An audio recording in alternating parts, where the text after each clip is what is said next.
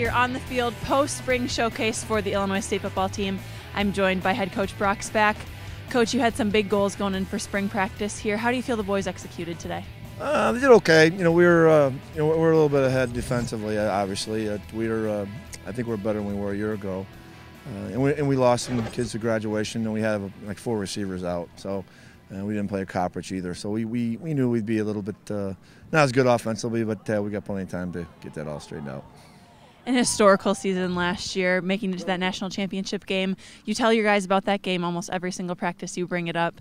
How are you inspiring them for this summer ball and then fall ball going in to play those Hawkeyes? 38 seconds short, and that's all we all think about, and we hope to get back there and change that. But Hawkeyes are going to be a handful.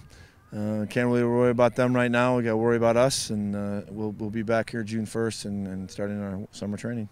What goals do you have based off today's performance for that summer training and then fall going into those games? Well, as you know, Katie, we're allowed to actually meet with our players now in the off season. So unlike basketball, we haven't been able to do that, and now we're able to do that. So we'll get in the classroom and we'll get these young guys. Our freshmen will be here, and the lines will be a lot longer, and we'll have a lot more options when it comes to skilled players offensively. So. Particularly at receiver. So I think we'll be in good shape, and we'll hone up that passing game. At the end of almost every practice this spring ball, I noticed you talked to the guys about how you need to love the game of football. How has that characteristic gone into play when you've been making this tradition and building this tradition of this program? You saw them play every day, and it's just a lot of work. If you don't love the game of football, you shouldn't be out here, because you take a lot of risk.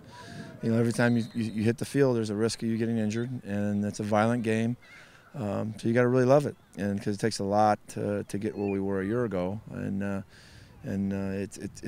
if you don't love football, you can't be out here. And so we want to have an environment where we got a lot of guys that love it. So we got to have everybody tuned into that.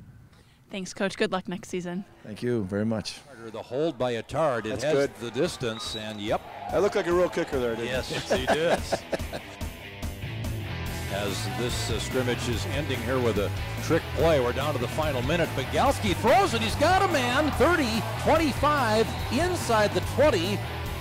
Vasa, the running back next to him. Blake gets it. Pretty good protection. Now he throws, and the ball is knocked down, incomplete.